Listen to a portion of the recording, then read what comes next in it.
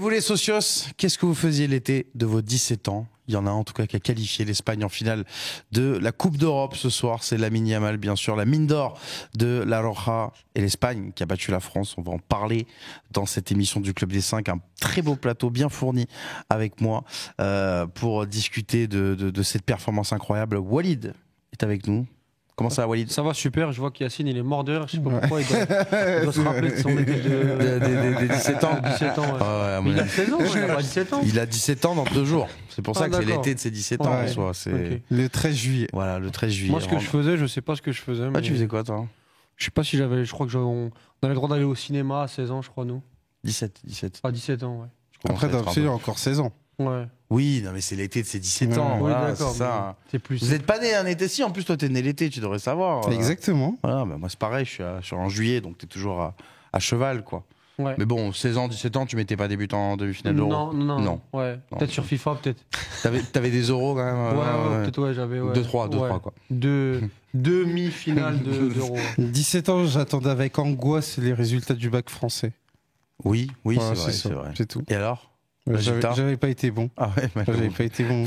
Voilà, c'est-à-dire que le Parce match. que là, il y a mention très bien ce soir. Ouais, la demi-finale allée de Ligue des Champions et tout, je partais avec un handicap. Ah ouais, c'était quoi cette année-là? C'était bac français. Non, ta finale des champions, t'as dit. C'était quelle année? C'était 2010, pendant la Coupe du Monde. Ouais, parce qu'en fait, pour être très honnête, j'ai davantage regardé la Coupe du Monde que préparé le bac français. Fait bac, moi je passais le brevet la fin de l'année 2010, tu vois.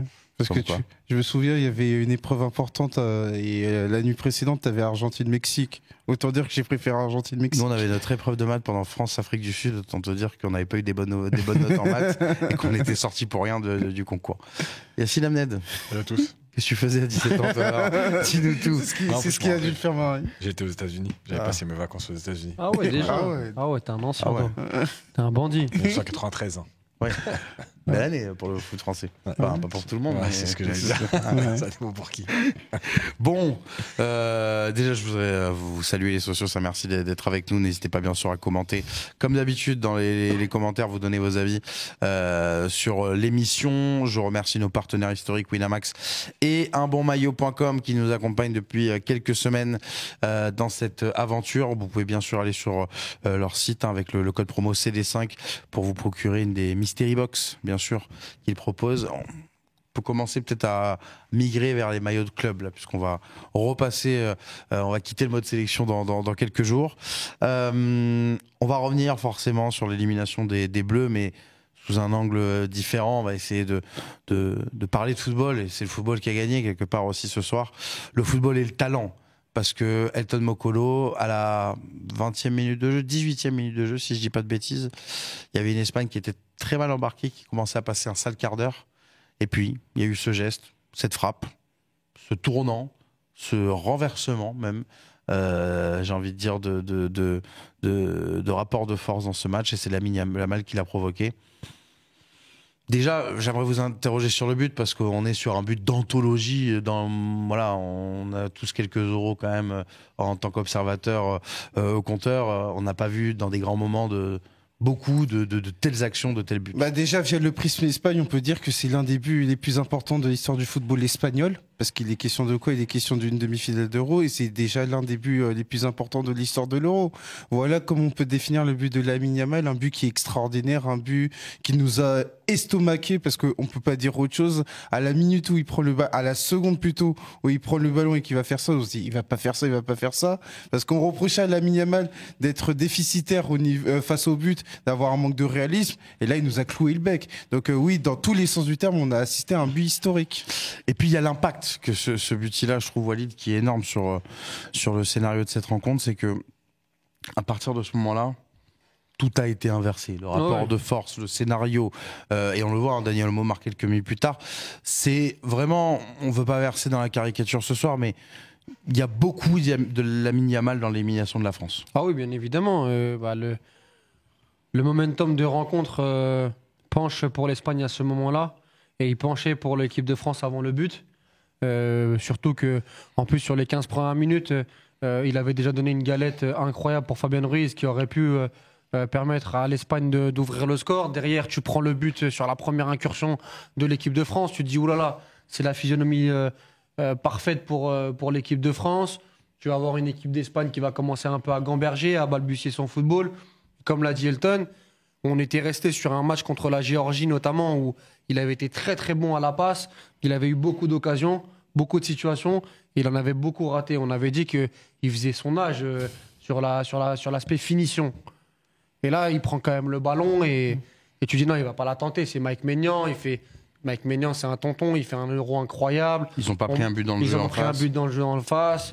Bon, ok, il y a Rabiot qui est à 2-3 mètres, mais il va pas la tenter. Et s'il la tente, et puis il met ce but qui est extraordinaire, qui est pour moi l'image de l'Euro avec le but de Bellingham contre la Slovaquie.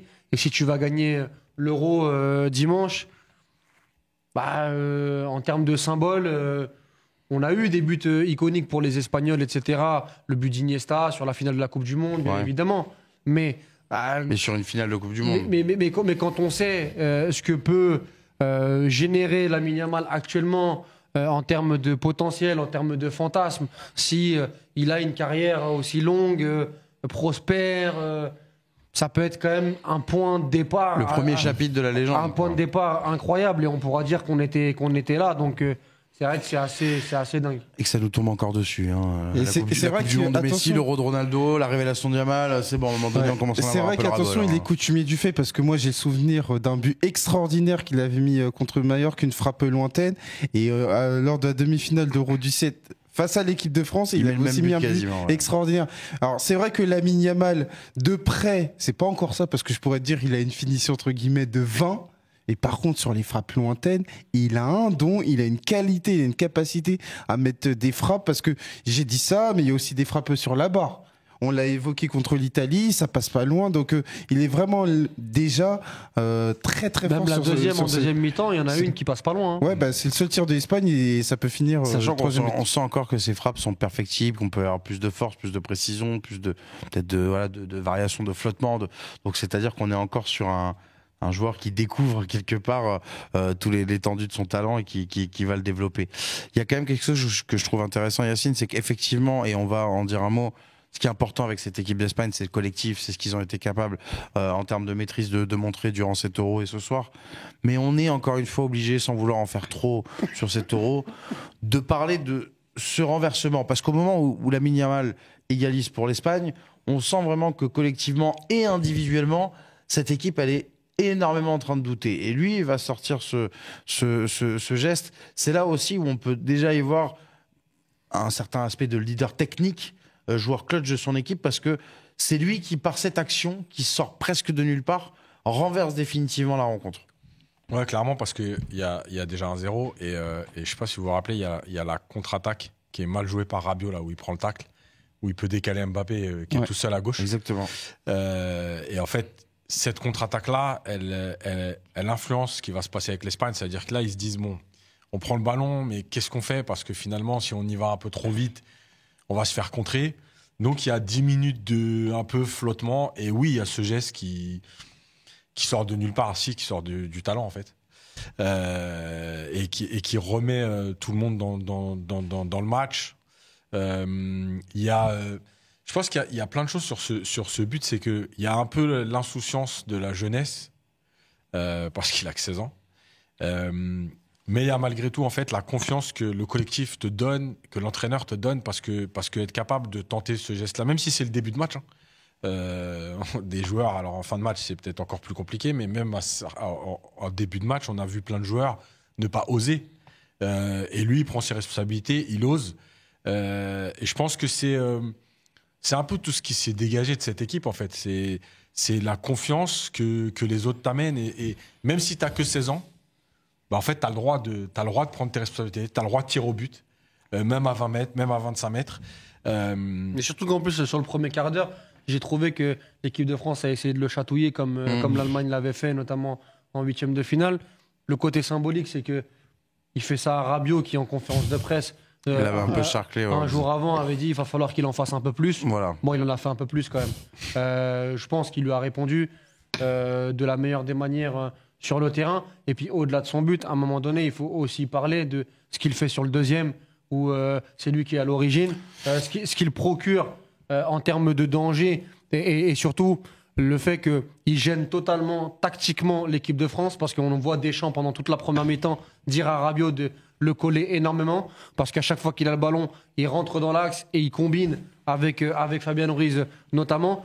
Et ça, en fait, au-delà de... Oui, bien évidemment que le tableau d'affichage, le 1 partout, il est hyper important. Mais derrière, ça initie quelque chose d'assez fort, où dans le jeu en continu, c'est un joueur qui, moi je trouve, dans ses déplacements, va à l'intérieur quand il faut aller à l'intérieur, qui va coller la ligne quand il faut coller la ligne, qui va la donner à Navas quand il faut la donner à Navas, quand il va combiner avec Fabien Ruiz, il va combiner avec Fabien Ruiz quand il va faire l'action personnelle parce que ça va servir au collectif, il va le faire.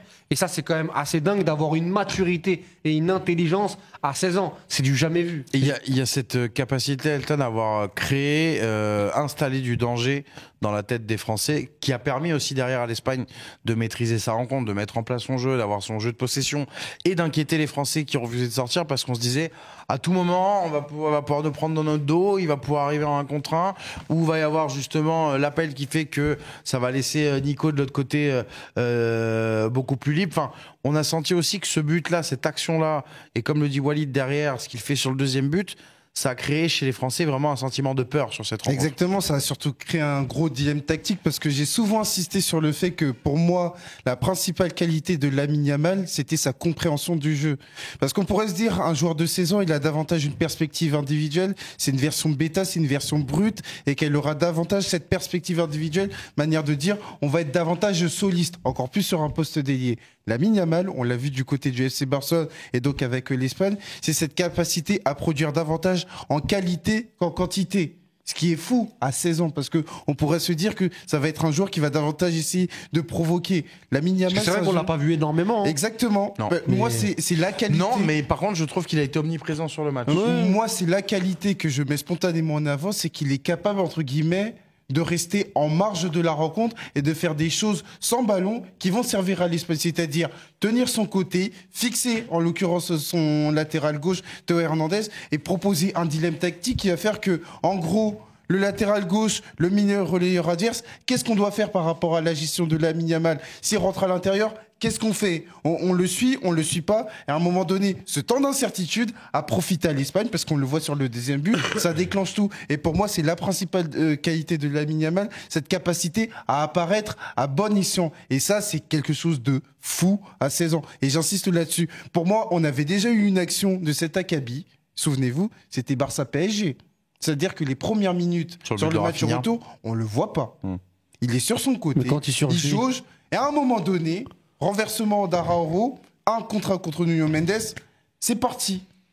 Et ça, c'est la principale qualité de Lamine Yamal, cette capacité à apparaître quand il doit apparaître. Et puis là aussi, Yacine, dans son utilisation à Yamal, c'est ce qui est intéressant, c'est que quand on parle de victoire du jeu avec l'Espagne, c'est que oui, il y a ce talent-là, oui, on en parlait dans une précédente émission sur Mbappé, on pourrait se dire, bon, bah, avec ses qualités individuelles et avec la puissance, le talent qu'il peut avoir, il va pouvoir débloquer la situation, donc bloquons et faisons-lui confiance. Non, lui, il est intégré dans un projet pour que, en plus du jeu qui est produit, on puisse avoir ce joker-là de sortir un Lamine Yamal qui va t'envoyer une frappe monstrueuse, monumentale en demi-finale de Coupe d'Europe. Ouais, parce que c'est toute la différence entre deux visions du foot. C'est-à-dire qu'il y en a qui ont les individualités pour porter le collectif, ou porter l'équipe, même je ne peux même pas dire le collectif, porter l'équipe.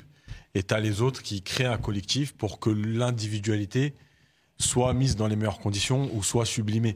Et c'est deux visions différentes. Et moi, je préfère la deuxième parce qu'en fait, c'est celle qui permet aux joueurs, dans un mauvais jour, d'être quand même bon parce qu'il est connecté au collectif. Et dans un bon jour, d'être connecté au collectif et de faire plus. Et il y a une chose essentielle aussi dans tout ce qu'on dit, dans ses déplacements et tout, dans sa lecture du jeu. Il y a la formation sûrement, mais il y a une chose essentielle, c'est la patience. Et aujourd'hui, de plus en plus, on a des joueurs qui sont impatients, c'est-à-dire qu'ils veulent toucher le ballon, ils viennent décrocher parce qu'on ne les a pas trouvés pendant 1 minute, 2 minutes, 3 minutes. Et ce que disait Elton, c'est hyper intéressant parce qu'en fait, les joueurs aujourd'hui, mais ça vient aussi des stats, etc. Il faut toucher 80 ballons, il faut toucher 110 ballons, il faut toucher machin. La patience, c'est important parce que justement, Yamal, quand il reste côté, qui vient pas tout de suite décrocher, rentrer à l'intérieur pour toucher le ballon, premièrement, il continue à rester connecté parce qu'il voit ce qui se passe, mais surtout, il pose un problème tactique parce que là où les autres viennent toucher le ballon, des fois pour rien, bah lui, il reste dans une zone où, à un moment donné, le défenseur va l'oublier. Parce que le jeu continue et que lui, il est là toujours côté. Il attend le bon moment pour se déplacer, peut-être le moment où le défenseur tourne le dos, peut-être le moment... Et tout ça, c'est de l'intelligence de jeu. Et aujourd'hui, je trouve que en deuxième mi-temps, il y a cette frappe, mais il n'est pas hyper présent offensivement. Mais tout ce qu'il fait, que ce soit avec et sans ballon, que ce soit offensivement ou défensivement, c'est fait que pour l'équipe et c'est fait que avec intelligence. Et moi, c'est ça qui m'a impressionné surtout, parce que souvent dans 16, 17, 18, 19 ans, c'est un peu des joueurs insouciants, un peu foufou, un peu quand on a cette qualité technique, je parle. Bah lui, c'est un peu tout l'inverse. J'ai l'impression que, ok, je sais faire des choses avec le ballon, mais je suis pas là pour ça en fait. Je suis là, ça doit me servir à un moment donné, mais la connexion avec les autres, le travail avec les autres, c'est ce qui va me permettre à un moment donné de faire ces actions et de devenir décisif en fait. Pour aller plus loin, parce que j'ai une anecdote, c'est-à-dire qu'il y a 6 ans, j'avais participé à une masterclass sur le football de position, le jeu de position. Et à l'époque, c'était le formateur d'Antoine Griezmann à la Real Sociedad qui avait expliqué ça, qui faisait la masterclass, c'était Mikel Echari. Il expliquait qu'il y a quelque chose qui est très important dans la formation espagnole, c'est ce qu'on appelle le continuum. Où en gros, la définition du continuum, c'est le joueur le plus éloigné du ballon a une importance qui est capitale. Et prenez en exemple Pedro, et notamment ses mouvements du côté du FC Barcelone, où en étant le joueur le plus éloigné, il permettait de fixer 1 ou 2 joueurs. Et ben moi, je retrouve ça avec Lamine Yamal. C'est-à-dire que tout en n'intervenant pas, il fixe 1 ou 2 joueurs, et en gros, c'est ce qui amène l'égalisation. Parce qu'à partir du moment où tu as Nacho qui fait sa conduction et qu'il est capable d'avancer, et que tu as 2 joueurs de l'équipe de France qui sont fixés, qui font attention à Lamine Yamal, à un moment donné, le même Lamine Yamal, il apparaît à l'intérieur du jeu, et c'est terminé. Et ça, pour moi, c'est quelque chose qui est très important, parce que ce côté académique ressort à chaque fois qu'on voit Lamine Yamal, cette capacité à attendre son heure, parce que c'est très important. On pourrait y avoir le mythe de l'homme providentiel, parce que Lamine Yamal est un joueur extraordinaire qui va toucher énormément de ballons, mais lui, il est capable justement de s'éloigner du jeu pour mieux revenir.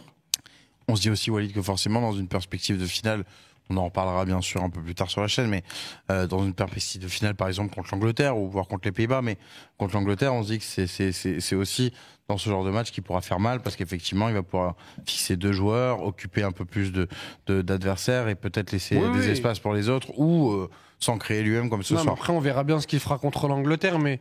Ou les Pays-Bas. Ou les Pays-Bas, mais l'idée... Il va nous maudire l'Angleterre. L'idée, c'est surtout de se dire que ce mec-là, moi, j'aimerais qu'on s'arrête quand même sur le côté 16 ans, quoi. Ouais. C'est-à-dire qu'on a vu des mecs 18 ans, 17 ans, 19 ans émerger dans les championnats. On a vu Mbappé, par exemple, très rapidement, en Ligue des Champions, Oui, etc. Mbappé, la Coupe du Monde, il a 18 ans. Mais c'est quand même 17 ans, 18 ans, il y a quand même... Enfin, 17 ans et demi. Il y a quand même un espèce de corps adulte qui se dégage, en fait, de ces mecs-là qu'on a pu voir. Là, moi, j'ai quand même l'impression que c'est un enfant qui joue contre des adultes et il arrive à faire la misère à ces adultes. Et en fait... Il a encore ses bagues. Non, mais 16 ans, 16 ans, arrêtons-nous là-dessus, c'est quand même 16 piges.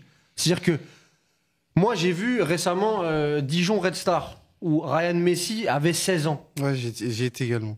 J'étais là aussi. Mais déjà, t'es impressionné, 16 ans, un match de national. Tu dis, qu'est-ce qu'il fout là, le mec?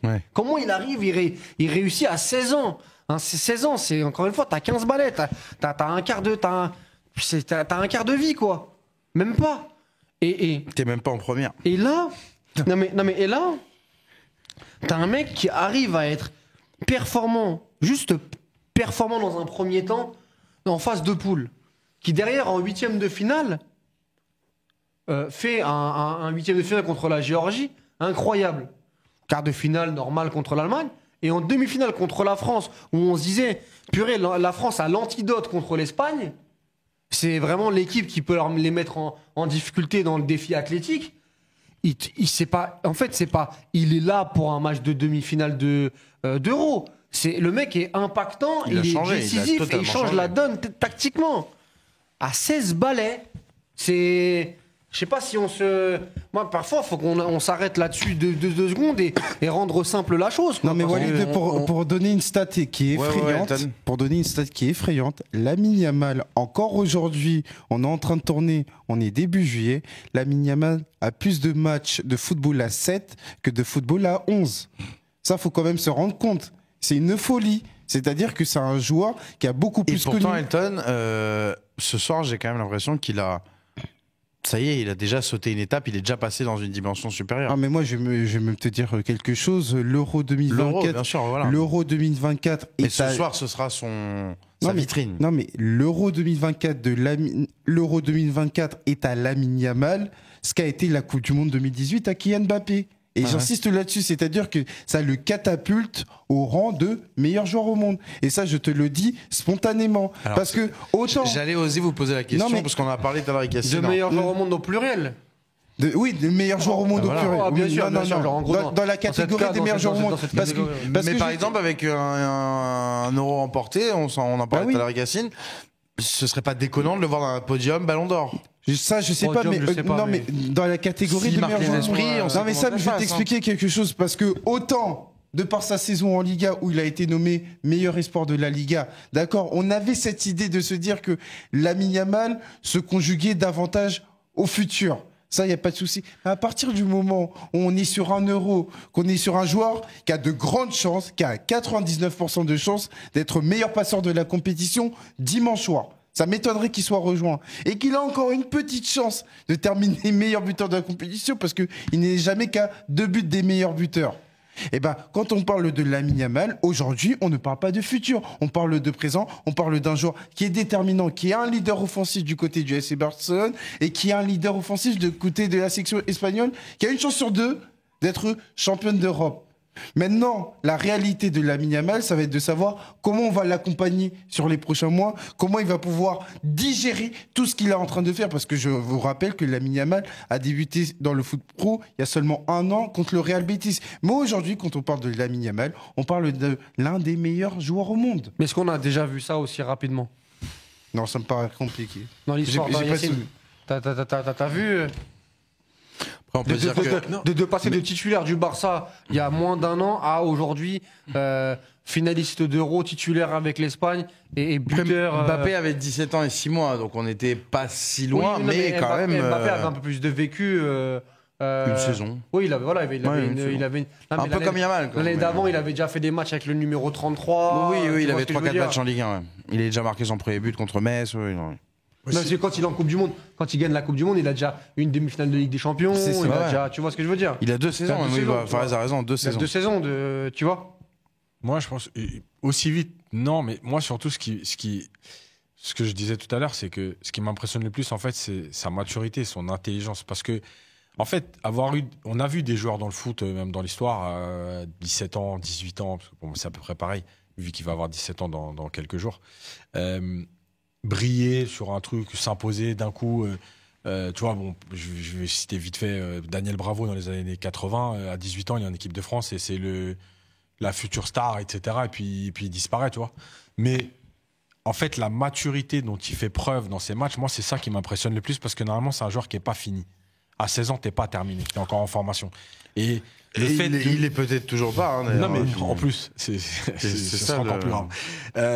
Mais le fait de comprendre le jeu comme ça, tu vois ce que tu disais tout à l'heure sur en fait l'analyse de la lecture du jeu qu'il a. C'est-à-dire que je rentre à l'intérieur là parce que ça, ou des fois je restais. En fait, c'est ça qui est important parce que des joueurs de 16, 18 ans qui sont capables de dribbler, d'éliminer, de faire un exploit, on en a vu plein dans le foot, alors qu'on duré ou qu'on pas duré, mais on en a vu plein. Avoir cette compréhension du jeu, franchement, moi, j'en ai pas vu beaucoup. Et moi, c'est surtout ça qui m'intéresse aujourd'hui sur ce qu'il propose, c'est d'être capable d'avoir une variété déjà dans son positionnement, dans ses prises de balles, dans son jeu de fixation. Mais malgré tout, je pense quand même que ça, c'est son talent individuel. Mais on est obligé quand même aujourd'hui de parler de ce qui s'est passé collectivement avec l'Espagne parce qu'il profite quand même de ça. Oui, évidemment. Il y a une séquence de possession en deuxième mi-temps de l'Espagne où les déplacements, je regardais, je me disais, en fait, les Français, ils couraient dans le vide. Et il n'y a eu aucun duel joué pendant 2 minutes. Pourtant, on disait, les Français vont peut-être mettre l'impact athlétique pour oui, poser. pas. Ils ne pouvaient pas. Donc, il profite aussi de ça. Et Oui, il a Fabien Ruiz, Rodri qui font des performances incroyables. Il a les latéraux, même si attention, parce qu'il a perdu Carvajal avec. Mais il avait même beaucoup Navas, d'automatisme. il Mais s'est quand même Navas, projeté. beaucoup- Ouais. Navas Bien sûr. a beaucoup proposé sur les 60 premières minutes. Oui, il y a, avec Olmo, je trouve qu'il y a des. Mais c'est pas pour placements rabaisser qui sa sont- prestation, qui sont c'est juste rodés. pour Oui, dire bien sûr. il y a aussi même- un contexte il y en a qui même fait que- diront qu'il y a beaucoup de joueurs qui ont été plus réguliers que Yamal sur la compétition. Peut-être, Ils sont sûrement dans le vrai. Hein. Mais à 16 ans. Et même, c'est- il y a, c'est- et même, il y a un élément qui est très important au cœur de la seconde période, mais son intensité défensive. Ouais. Parce que faut ça, Il a 3 ballons qui grattent, ouais, petit tac, parce que faut Ah ça. ouais, il a suivi Non, Théo à la mais, culotte. hein. faut savoir que dans les statistiques au Barça, c'est l'un des joueurs qui récupère le plus de ballons. Donc À on 16 peut ans. défendre et être impactant Oui, facilement. non mais c'est quelque chose qui avait choqué cette saison au Barça. C'est l'un des joueurs qui récupérait le plus de ballons au Barça parce qu'il a une intensité défensive à 16 ans. Tu te dis mais c'est pas possible parce que encore une fois moi je me dis à 16 ans c'est un joueur qui sera davantage concentré sur l'attaque mais lui il est capable de mettre le bleu de chauffe et ça c'est quelque chose qui est bluffant. Après, juste pour finir là-dessus. Ouais, parce que- vas-y, Yacine. Après, sans que les gens le prennent pour du anti-Mbappé, parce que justement, c'est ce qui va arriver. Ce que disait Walid. Non, mais c'est le jeu. Après, peut-être que dans 5-6 ans, on aura le même débat avec Yamal. Non, mais voilà. peut-être- non, mais qui aura raté la Alors, compétition avec pas sur- l'Espagne. pas- et- juste sur un Peut-être truc. qu'il sera bousillé le crâne aussi, Aussi. par Aussi. la, Exactement. par Non, la mais bien sûr. starification. Non, mais par, Oui. par la Mais juste starification, revenir par là-dessus, c'est que la pression. Et... en Espagne, ils ont aussi une vision des choses sur le fait de. Tu vois, Walid disait, là, tu peux aussi défendre et être impactant, etc. En Espagne, ils ont aussi une vision des choses qui est que plus même tu peux travailler défensivement, plus tu es connecté au jeu et plus tu restes dans ton match et plus tu es bon. C'est-à-dire que des fois, rester devant là-bas, soi-disant, je défends pas. pas dans le rythme. Ben oui, à un moment donné, tu es déconnecté de tout. Ouais. Et donc, quand tu reçois un ballon, t'es pas dans le rythme, t'es plus dans le rythme du match. De tes t'es coéquipiers. Voilà, c'est tout ça. Et donc, c'est quelque chose qu'on entend des fois, tu sais, ouais, faut pas trop le faire défendre parce que. Mais en fait, surtout avec tous les moyens pour se préparer athlétiquement aujourd'hui qu'on a, un joueur, c'est pas un problème de défendre. Le truc, c'est pas de faire des courses inutiles. Mais voilà, il s'est replacé, il a défendu, il a gêné Théo. Il est connecté au jeu, ça lui a quand même permis d'être bon offensivement aussi. Le travail est assuré par Yamal. Et surtout derrière par le collectif, on le dit, hein, c'est vraiment une finale qui peut paraître peut-être au début de la compétition pas inespérée, mais un peu prématurée, mais globalement, collectivement et individuellement, bien sûr, avec le talent de certains de ces joueurs, c'est une finale amplement méritée. T'imagines si c'est le meilleur pour joueur du l'Espagne. tournoi? Ben, c'est pour ça que je vous disais tout à l'heure, on connaît aujourd'hui comment les gens votent pour le Ballon d'Or. Ouais. Je Ça peut pense aller que vite. Yamal, il peut faire un top 3 facile si il vous met un but en finale de l'Euro, il gagne Ouais, l'Euro. il faudra faire une grosse finale quand même. Ouais, mais on sait comment, comment ça se passe. Après, ça dépend contre qui. Si t'es contre l'Angleterre, Bellingham Oui. fait une finale magnifique Oui. où il y a 3-2 pour l'Espagne, il met un doublé. Oui, déjà, tu peux être sûr qu'il y en a un qui a gagné peut sa gagner place. des devant places, toi. Mais on pour verra. recentrer encore une fois sur l'ascension vertigineuse de Yamal, je vous rappelle qu'au mois de septembre, à la 40e minute, il remplace Marco Asensio pour sa première sélection face à la Géorgie. Si tu me dis, déjà qui est en sélection à 16 ans, si tu me dis que derrière, 9 mois plus tard, il va aller en finale d'Euro, moi je te crois jamais. Ouais. Dire qu'il aurait pu jouer la CAN en janvier. C'est- Ça aurait fait plaisir à Aussi. Saïd Mochtabi, Ouais. qu'on embrasse et qu'on l'espère va réapparaître d'ici quelques jours. Et encore un chiffre qui est ressorti du côté de la presse espagnole. Lamine Yamal avait 11 mois quand Fernando Torres a mis le but vainqueur face à l'Allemagne En 2008. en 2008. C'est de la folie. Ouais, mais ça, on va la sortir à chaque fois. hein. J'ai l'impression. Ouais. Yamal avait 3 ans quand le MP3 s'est sorti. Enfin, on va nous faire sur tout le. Et il avait 2 ans. Toutes les références générationnelles. Il avait 2 ans quand Iniesta a mis son but contre les Pays-Bas. Si tu veux aussi, ça marche pas. Voilà. Il avait 10 ans quand on a créé le club des Saints. Ça, c'est vrai. C'était Ça, c'est plus parlant. c'est ça. peut-être un ancien socios. Hein. Yamal, peut-être qu'il a regardé l'émission Son père. avec son Son papa. père, ouais, voilà, son père. c'est pas impossible. Ouais. Ça se trouve, un soir, il t'a vu t'énerver sur Mbappé, peut-être, les trophées LFP, qui sait. Bon, les socios, on arrive au terme de ce débat, mais on va pas vous laisser, bien sûr, sans l'instant au tableau by Winamax, notre partenaire historique qui nous accompagne. Je vous rappelle bien sûr que jouer comporte des risques. Ça doit être avant tout un plaisir, un petit amusement, comme ça va être le cas maintenant pour cet instant au tableau, dont je vous rappelle les règles, bien sûr. Il y a un numéro, bien sûr, qui est affiché en bas de votre écran pour toutes les personnes qui souffrent liées aux jeux en ligne et d'argent. N'hésitez pas à contacter des professionnels pour vous aider. Je vous le disais, l'instant au tableau by Winamax, tous les soirs, des petits pronos, et puis on verra le classement dans les prochaines émissions de ce haut tableau, même si ça commence à avoir, il y a une petite bataille en tête, mais derrière voilà, il y a pas assez d'écart pour que les choses évoluent. L'instant au tableau by Winamax, on va parier sur la fin de cette compétition et sur les potentielles affiches et vainqueurs de cette finale. Je vais commencer avec toi, Walid. Tu nous vois une petite finale Angleterre-Espagne, et qui gagne? Avec l'Espagne qui gagne au bout, le beau jeu récompensé, la continuité de ce qu'on a vu sur le match contre l'équipe de France notamment. Je vois l'Angleterre donc passer contre les Pays-Bas et je pense qu'ils s'inclineront contre l'Espagne. Le côté Espagne-Angleterre, c'est intéressant parce que la dernière finale des féminines en Coupe du Monde, je crois, c'était Espagne-Angleterre. Exactement, en Australie. Et l'Euro Espoir, c'était aussi Espagne-Angleterre, donc ça donnerait peut-être une tendance. Même si Palmer avait fait gagner Angleterre. Oui, donc je pense que ça pourrait faire une tendance un peu sur le football actuel. Donc je vois l'Espagne vainqueur à 2,75, ça peut être intéressant. Deuxième finale perdue pour l'Angleterre. Ouais. C'est compliqué à assumer ça. Elton Mokolo. Ouais. Allons-y. L'Espagne jouera qui en finale? Moi, je suis parti sur le remake de la finale 2010. Est-ce que c'est le cœur qui parle ou la raison? Joe Bourg. La raison, les deux. Sur la finale de 2010, mais pour autant. 2,65 la cote. Je vais aller sur l'Espagne parce que je vais te dire reçu 7 sur 7. Pourquoi je dis ça? Parce que l'Espagne, à l'occasion de sa victoire contre l'équipe de France, a égalé l'équipe de France de 84. C'est-à-dire que jamais dans une compétition, un pays avait fait 6 victoires sur 6 possibles. Seule l'équipe de France l'avait réalisé en 84. Mais là, l'Espagne peut faire mieux parce que depuis 2016, il y a un match en plus à l'Euro et l'Espagne pourrait être le seul pays à réaliser ça. Et donc, c'est pour ça que je me dis que sur cette finale, l'Espagne va remporter l'Euro et faire le 7 sur 7 et être l'unique nation à avoir remporté 7 matchs. 2,65 donc pour l'Espagne qui battrait les Pays-Bas en finale. Le remake de 2010, ça ferait beaucoup pour les Pays-Bas là aussi, mais bon, c'est le jeu, il faut savoir accepter la défaite. Yacine, tu nous as rien préparé ce soir? Non. Tu vois un match nul en finale? Pose la question. Parce que c'est probable. Je connais pas l'adversaire encore. Ah oui, mais dans tous les cas. Il attend. Un 0-0 partout. Parce que mine de rien, la dernière finale qui s'est terminée en 90 minutes, c'est 2012. 4-0 avec l'Italie. Oui, et puis c'est de quelle manière, effectivement. Bon, après, il n'y en a pas eu des masses non plus, entre-temps, il y en a eu que 2. Donc c'est pas pour ça que plus... je te le dis. Oui, non, voilà. L'échantillon est quand même réduit. On va s'arrêter là pour l'instant au tableau by Winamax. Les socios, ça merci de nous avoir suivis. On va même s'arrêter là tout court pour l'émission. Merci à vous. Je peux vous dire qu'une fois de plus, vous pouvez envoyer un maximum de likes et de pouces bleus et de commentaires pour les 3 messieurs qui sont devant vous, parce qu'ils vont se coucher au bout de la nuit pour pouvoir vous offrir les contenus du Club des 5. Donc merci à tous les 3, Elton, Walid et Yacine. Un grand merci à Fares Hachem, bien sûr, qui a préparé ces émissions du Club des 5. N'hésitez pas donc à vous abonner, à liker, à partager.